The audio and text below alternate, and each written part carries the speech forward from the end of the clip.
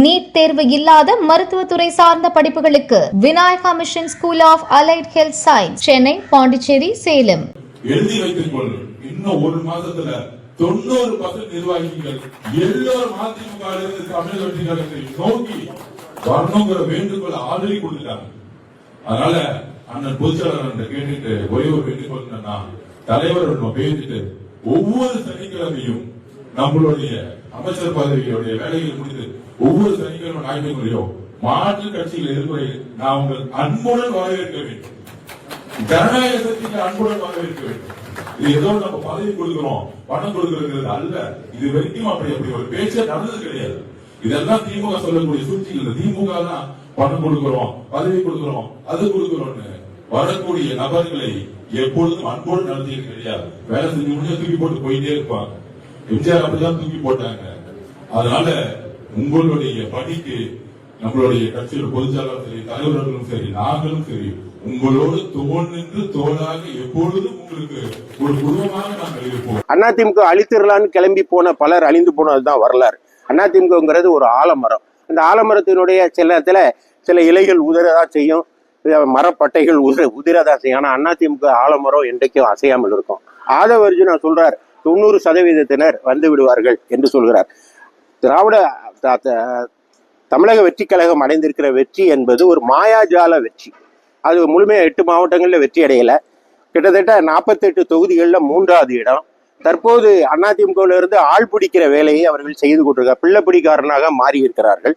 அது மாதிரி அவங்களுக்கு ஒரிஜினலா அவங்களுக்கு போதிய எண்ணிக்கை பலம் இல்லாதனால திராவிட முன்னேற்ற கழகத்தினுடைய கூட்டணியில இருந்து ஆள் தூக்கியிருக்காங்க, ஆளை வர வச்சிருக்காங்க. நான் என்ன சொல்றேன்னா, நீங்க என்ன சொல்லி ஆட்சிக்கு வந்தீங்க? திராவிட முன்னேற்ற கழகம் ஒரு தீய சக்தி, அதுக்கு துணை நிற்பவர்களும் அந்த தீய சக்திக்கு துணை போகிறவர்கள் சொல்லிட்டு நீங்க தூய சக்தின்னு உங்களை ஆலோசிச்சிருங்க. தேர்தல் முடிஞ்சவர்கள் என்ன செஞ்சிருக்கணும்? இதை தான் திராவிட முன்னேற்ற கழகம் ஒரு தவறான சக்தி தான் அதிமுக சொல்லுச்சு. நீங்க 108 இடங்கள் பெற்றீங்க, அதிமுக 47 இடங்கள் பெற்றுச்சு. அப்போ ஆட்சி அமைக்க போதிய உங்களுக்கு எண்ணிக்கை இல்லாத போது நீங்க யாரை அழைச்சிருக்கணும்? அதிமுக தான் அழைச்சிருக்கணும். ஏன்னா தீய சக்தியை வீழ்த்துறது தானே ரெண்டோருடைய நோக்கம்.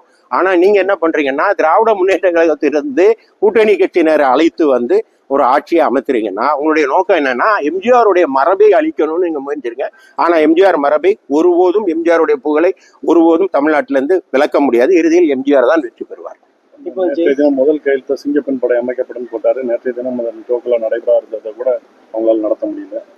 அவர்கள், அதாவது தனிப்பட்ட முறையில் என்னுடைய கருத்து என்னன்னா, அவங்களுக்கு போதிய அவகாசம் கொடுக்கணும். அவகாசம் கொடுத்துதான் விமர்சனம் பண்ணணும். அவர்கள் ஒரு இப்பொழுது எல்கேஜி நிலையில் இருக்கிறார்கள். எனவே அவர்கள் முழுமையாக அந்த ஆட்சியை அதுக்கான ஆட்சி சக்கரத்தை சுழற்றுவதற்கான பயிற்சி அவர்களுக்கு ஏற்கனவே கிடையாது. அவங்க அங்கங்க இருந்தாங்க, ரீல்ஸ் மூலமாக வாழ்ந்தார்கள், கனவுலகில் சஞ்சரித்தார்கள், மேகத்தில் மெத்தை போட்டார்கள். அவர்களுடைய கனவுலகிலிருந்து இப்பதான் இறங்கி வந்திருக்காங்க. அதனால யதார்த்தத்தை அவர்கள் புரிந்து கொண்டு ஆட்சி செய்வதற்கு அவருக்கு போதிய அவகாசம் கொடுக்கணும். எனவே அவகாசம் கொடுப்பதுதான் முறை என்று நினைக்கிறேன். சேவி சண்முகம், விஜயபாஸ்கர் அவங்க மக்கள்கிட்ட சந்தித்து அவங்க கருத்தை கட்டு அடுத்த கட்ட முடியும் அப்படின்னு சொல்லிட்டே இருக்காங்க. அது எங்களுடைய உள்கட்சி பிரச்சனை. நாங்க அதை எங்களுக்குள்ள பேசி தீர்த்துக் கொள்வோம். நல்ல தீர்வு வரும். இப்ப தாவேக்கா ஜெயிச்ச உடனே முதல்ல தீய சக்தின்னு சொன்ன ஸ்டாலின் இவங்களெல்லாம் போய் தான் முதல்ல போய் பார்த்திருக்காரு, வச்சிருக்காரு. இன்ன வரை எடப்பாடியை போய் பார்க்கல. இது எப்படி பாக்குறீங்க? அதனாலதான் சொல்றேன், இந்த தாவேக்கா, நான் ஏற்கனவே திருநெல்வேலியில பேட்டி கொடுத்தேன், தேர்தல் சமயத்துல ஒரு பேட்டி கொடுத்தேன். அதுல சொன்னேன், தாவேக்கா கட்சியை அதிமுகவை அழிப்பதற்காக துவக்கப்பட்ட கட்சி தான் தாவேக்கான்னு சொன்னேன். அதை தொடர்ந்து அவங்க செஞ்சு வராங்க. எனவேதான் இப்போ உங்க கட்சிக்கு போதிய எண்ணிக்கை இல்லை. உங்க கட்சிக்கு வருவதற்கு எதுக்கு அதிமுக பட்டிங்கிறது எதுக்கு நீங்க ஆட திருடுறீங்கன்னு நான் ஆதவ அர்ஜுனாவை கேட்கிறேன். அதிமுகவினுடைய 4 சட்டமன்ற உறுப்பினர்களை பிள்ளைப்பிடிக்காரர்கள் போல பிடிச்சிட்டு போயிருக்காங்க.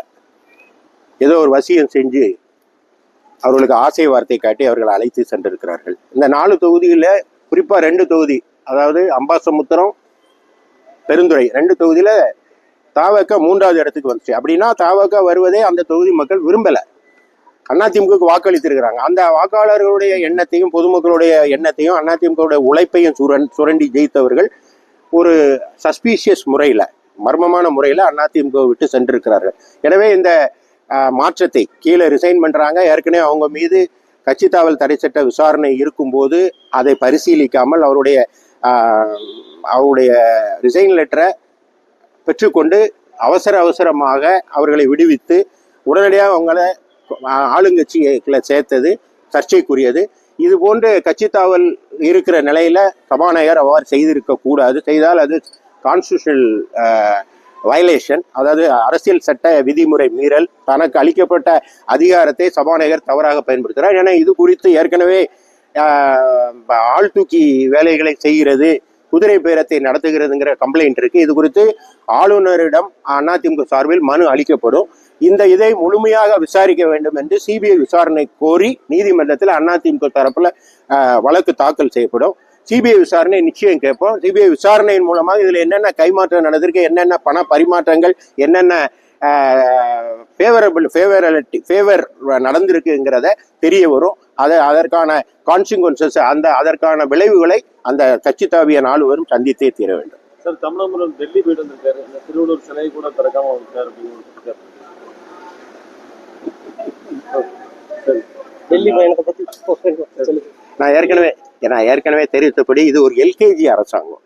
இந்த எல்கேஜி அரசாங்கம் முறைப்படி இதை கற்றுக்கொண்டு ஆட்சி சக்கரத்தை சொல்லிட்டுவதற்கு அவர்களுக்கு போதிய அவகாசம் கொடுக்கணும்னு நினைக்கிறேன். அவரை சுற்றி இருப்பவர்கள் பிள்ளைப்பிடிக்காரர்களை தவிர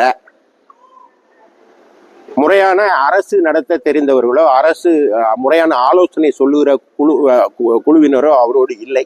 எனவே நாம் ஏற்கனவே காமராஜர் தெரிவித்தபடி ஒரு போதிய அவகாசம் அவர்கள் கொடுக்க வேண்டும் என்று நான் நினைக்கிறேன். இது என்னுடைய தனிப்பட்ட கருத்து.